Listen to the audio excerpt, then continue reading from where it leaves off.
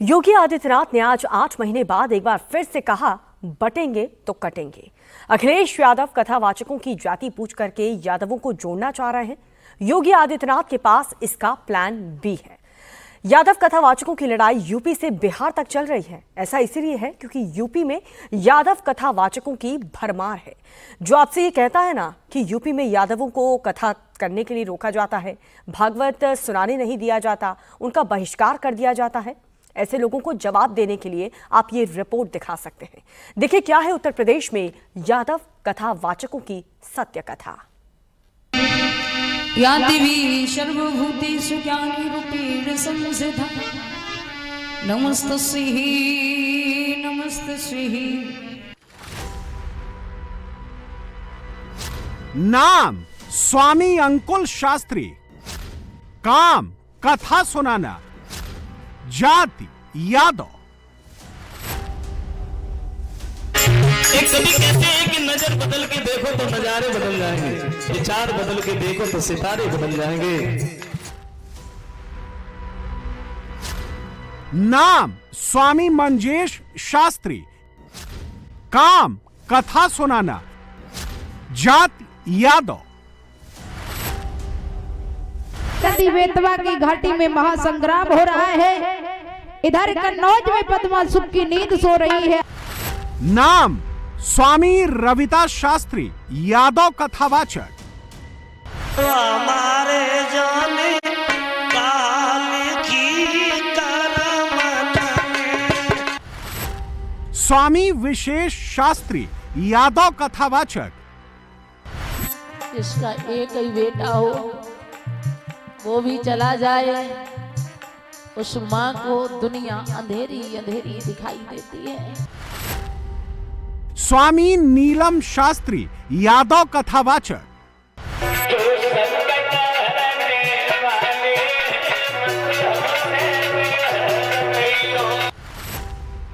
स्वामी दुर्गेश शास्त्री, यादव कथावाचक।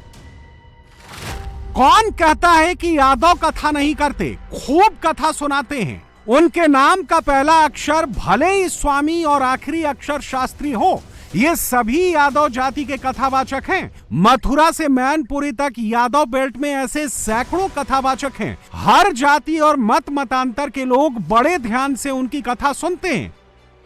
बोली बांके बिहारी लाल की, बोली श्रीमद् भागवत महापुराण की। स्वामी अंकुल शास्त्री नामी गिरामी कथावाचक हैं। जो लोग ये नैरेटिव फैला रहे हैं कि यादवों को कथा करने से रोका जा रहा है, उन्हें अनुकूल शास्त्री की बातों को गौर से सुनना चाहिए। ये उसी यादव जाति से आती हैं जिनकी कथाओं को लेकर इन दिनों महाभारत छिड़ी हुई है। इस जाति के नाम पर सनातन धर्म का बंटवारा मत करें, क्योंकि जब हमारा धर्म ही बट जाएगा फिर हमारे पास राह क्या है बताओ। तो इसलिए यादव ब्राह्मण अन्य जातियों को लेकर के ये जाति सूचक शब्दों पर बवाल ये सब ना करें। यादव जाति की कथावाचक अंकुल शास्त्री 18 साल से कथा सुना रही हैं। वो 100% ब्राह्मण आबादी वाले गांव से लेकर मिक्स आबादी वाले गांव में कथा सुनाती हैं। सातों स्वरों की आपने सजाई है, रचना रचनाकारों की आपने रचाई है। देहात कस्बों के साथ साथ शहरों में भी कथा सुनाती हैं। कथा का आयोजन करने वाले कई बार उनकी जाति जरूर पूछते हैं, लेकिन जाति जानने के बाद किसी ने कथा करने से मना नहीं किया। कि आप किस जात से हैं, कोई पूछता है स्पेसिफिकली या ऐसा कुछ नहीं है? नहीं, पूछते हैं लोग, पूछते हैं। बोले ब्यास जी आप किस जाति से बिलोंग करते हैं? तो मैं यादव हूँ।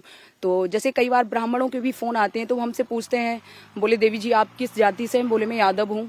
तो वो हमसे यही कहते नहीं, मुझे यादव से कोई गिला नहीं है, कोई हमें उनसे सिकवा नहीं है। मैं तो सर्व जाति से प्रेम करती हूँ और सर्व जाति मुझे प्रेम करती है। मैं एक कथावाचक हूँ और यहाँ कोई पार्टी पॉलिटिक्स नहीं है जो मैं जाति भेदभाव करके मुझे यहाँ से जीतना, मुझे यहाँ से वोट प्राप्त करने, ऐसा तो नहीं है। क्योंकि मुझे यहाँ सबसे प्रेम करना है, सबसे लगाव होना है। क्योंकि हमारे लिए चाहे ब्राह्मण हो, चाहे शूद्र हो, चाहे वैश्य हो, चाहे क्षत्रिय हो, हमारे लिए तो हम सभी समान है। इस इलाके में तो हमें 10-15 ऐसे कथावाचक मिले जो यादव होते हुए कथा करते हैं और उनकी कथा अनवरत जारी है। तो क्या ये एक घटना पूरे समाज की तस्वीर खींच रही है या अपवाद है? अपवाद है, होना नहीं चाहिए। जो उन्होंने किया वो होना नहीं चाहिए, क्योंकि जातवाद पर जब हम आपस में ही, जैसे कि अभी एक घटना हुई थी पहलगांव में, वहां मुसलमानों ने उनको सिर्फ उनके धर्म को पूछ करके मारा था कि तुम किस धर्म से बिलोंग करते हो। उन्होंने कहा हिंदू हैं, तो उनको शूट कर दिया गया। लेकिन अब हम आपस में ही मिलकर के अब हम जातिवाद को लेकर के मारपीट कर रहे हैं कि आप यादव हो, आप कथा कहने की योग्य नहीं हो, आप शूद्र हो, आप व्यास मंच पर नहीं बैठ सकते हो। तो ये सब क्या है? पहले लोग मुस्लिम लोग हिंदुओं को उनके धर्म को पूछ के मार रहे हैं, और यहाँ ब्राह्मण यादव जाति को पूछ के मार रहे हैं तुम यादव हो। अंकुल यादव इन दिनों फिरोजाबाद में एक ब्राह्मण बाहुल्य गांव में कथा सुना रही हैं। हर जाति के लोग उनके पंडाल में आते हैं और कथावाचक का जैसा सम्मान होना चाहिए वैसा सम्मान उन्हें मिलता है। जैसे आप कहते हैं अंकुल शास्त्री, आपका असली नाम क्या है और अंकुल शास्त्री कब हो गई आप? जी, मेरा असली नाम ही अंकुल है, मेरा बचपन से ही नाम अंकुल है, और मैं शास्त्री में 5th क्लास में पढ़ती जब से मेरा संगीत से लगाव हुआ, और मैं 10th में आई तब से मैंने भागवत कहना शुरू किया। 2007 में मेरा हाई स्कूल हुआ और उसी सन से मैंने भागवत कहना स्टार्ट किया है। तो आप यादव समाज से आती हैं, कभी आपको इसकी जरूरत महसूस हुई कि आप यादव को छुपाएं? शास्त्री तो इसलिए कि आप कथा करती हैं इसलिए आपने लगाना शुरू कर दिया। जाति को लेकर कहीं कोई समस्या नहीं है, जैसा दादरपुर की घटना के बाद कहा गया कि मुकुटमणि और संत यादव का विरोध सिर्फ इसलिए किया गया कि वो यादव जाति के कथाकार हैं।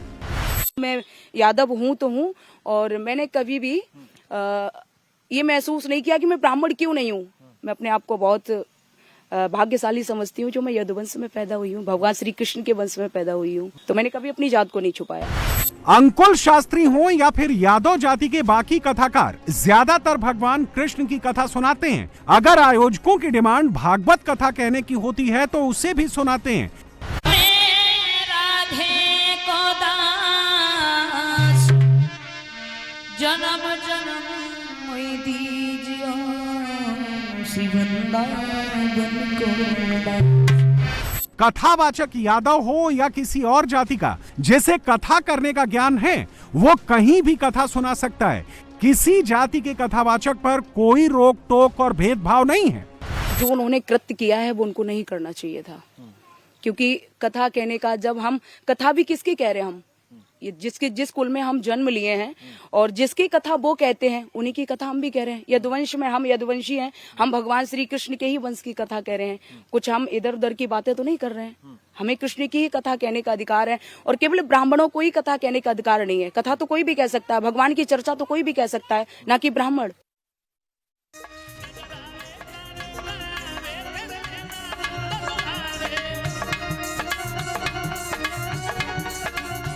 मैनपुरी समाजवादी पार्टी का गढ़ है और यहाँ स्वामी मंजेश शास्त्री की कथाएं खूब लोकप्रिय हैं। स्वामी मंजेश शास्त्री यादव जाति के कथावाचक हैं। अपने कथा पंडाल में वो ज्यादातर यदुवंशियों को ईस्ट भगवान कृष्ण की कथा सुनाते हैं। कभी कभी भक्ति के साथ फिल्मी धुनों की मिक्सिंग करके भक्तों को एंटरटेन भी करते हैं।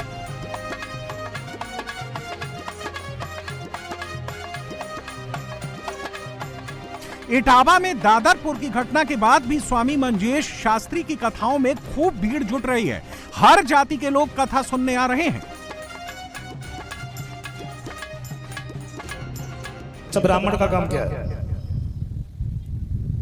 मैं आज दिन तक कभी भी व्यास मंच से मैंने किसी भी जात के बारे में नहीं बोला, कभी भी, और बोलना ही नहीं चाहिए। भगवान ने ये जातियां थोड़ी बनाई है। ये जातियां तो गुण और कर्म के अनुसार बनी। भगवान श्री कृष्ण गीता में भी कहते हैं। बड़ी ही शर्मनाक घटना है। अगर कोई बात थी, वो ये कहते हैं कि उन्होंने अपनी जात छिपा ली। कोई बात नहीं, कानून किस लिए है भाई? हमारा संविधान किस लिए, बताइए? उनको अरेस्ट करवा देते। जन्म से सब सूत्र है। ये जातियां कर्म और गुण के हिसाब से, तो ऐसा कर नहीं करना चाहिए था। मैं बड़ी घोर निंदा करता हूं इसकी।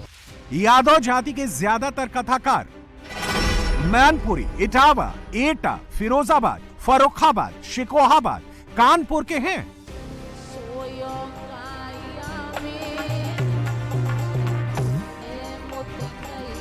स्वामी नीलम शास्त्री भी शिकोहाबाद की हैं। वो यादव जाति की कथाकार हैं। उन्हें कथा कहते हुए 15 साल से ज्यादा हो गए। आरके स्टूडियो नाम से उनका अपना यूट्यूब चैनल है। यादव बेल्ट में उनकी लोकप्रियता का अंदाजा इस बात से लगा सकते हैं कि उनके करीब 20 लाख से ज्यादा सब्सक्राइबर हैं। अपने यूट्यूब चैनल में नीलम शास्त्री खुलकर अपनी जाति का नाम लिखती हैं। उनका साफ कहना है कि अगर किसी को भागवत कथा का ज्ञान है तो जाति से कोई फर्क नहीं पड़ता। हमने यादव में जन्म लिया तो हम यादव हैं, हमें कोई डर नहीं है, न कहने में कोई संकोच है कि हम यादव हैं। हम बड़े गर्व से कहते हैं कि हम यादव हैं। तुलसी वृक्ष न जानिए, गाय न जानिए ढोर, अहीर मनुज न जानिए, ये तीनों नंद किशोर। तुलसी को कभी वृक्ष नहीं समझना चाहिए, गाय को कभी पशु नहीं समझना चाहिए, अहीर को कभी मनुष्य नहीं समझना चाहिए। हम अगर यादव हैं तो हैं। जिसे ज्ञान होता है वो गद्दी पर बैठने का अधिकार होता है। इसलिए कभी किसी जाति का, कभी किसी मनुष्य का अपमान नहीं करना चाहिए। एक दो नहीं, 10 नहीं, सबके सब यादव कथाकार ही यही बात करते हैं। तो अखिलेश यादव क्या मुकुटमणि की कहानी को ज्यादा आगे तो नहीं बढ़ा रहे थे? तो कुल मिलाकर यहाँ अंकुल शास्त्री जी कहती हैं कि जातिगत आधार पर कथा में ना भेदभाव होता है, ना कथा के निमंत्रण में भेदभाव होता है, और जो इटावा में घटना हुई वो एक अपवाद भर है। इस इलाके में जहां हम मौजूद हैं वो यादवों का गांव है, लेकिन वो लगातार ब्राह्मणों के गांव में भी कथा करती रही हैं। उन्हें कभी इस बात का एहसास नहीं हुआ कि यदुवंश से होने के बावजूद उनके शास्त्री लगाने पर किसी ने आपत्ति की हो, उनसे कथा सुनने में किसी ने आपत्ति की हो। 27 से पहले जाति की राजनीति को हवा देने के चक्कर में एक छोटी सी घटना पर आरएसएस और बीजेपी को कोस रहे थे। दूसरे राज्यों से लोगों को प्लांट करने का आरोप लगा रहे थे। दादरपुर जैसे एक गांव की घटना को तिल का ताड़ बनाकर पेश कर रहे थे। अखिलेश ने इटावा के कथाकांड को पटना तक पहुंचा दिया। अखिलेश के नैरेटिव को ध्वस्त करने के लिए योगी आदित्यनाथ अपनी पुरानी पिच पर लौट आए हैं। ग्राउंड पर एक्शन जारी है। कथावाचक पिटाई मामले में 4 आरोपी अंदर हो चुके हैं। 19 उपद्रवी भी दबोच लिए गए हैं। जांच में कोई भेदभाव ना हो, इसलिए झांसी पुलिस को जांच की जिम्मेदारी सौंपी गई है। योगी ने अपना आजमाया हुआ फॉर्मूला बटोगे तो कटोगे फिर दिया है। इस फॉर्मूले से योगी हरियाणा, महाराष्ट्र और दिल्ली का चुनाव जिता चुके हैं। लेकिन इस जाति के नाम पर बांटने वाले लोगों ने माफियाओं के सामने सत्ता को गिरवी रख दिया था और इन्होंने 1 डिस्ट्रिक्ट 1 माफिया देकर के प्रदेश की कानून व्यवस्था को पूरी तरह सत्यानाश करके रख दिया था। ये वही लोग हैं, आज भी ये लोग घूमते हैं। क्योंकि पहले तो नौकरी के नाम पे वसूली करते थे। आज जब वसूली का धंधा बंद हो गया, गुर्गों की दुकानों को बंद करा दिया गया, अब ये लोग जाति के नाम पर बांटने का काम कर रहे हैं। जगह जगह जाकर के जगह जगह जा रहे हैं। मैं तो बार बार इस बात को कहता हूं कि बटोगे तो कटोगे, एक रहोगे तो नेक रहोगे। क्या 27 में अखिलेश के जात पात के कार्ड पर बाबा का बटोगे तो कटोगे का कार्ड फिर भारी पड़ेगा?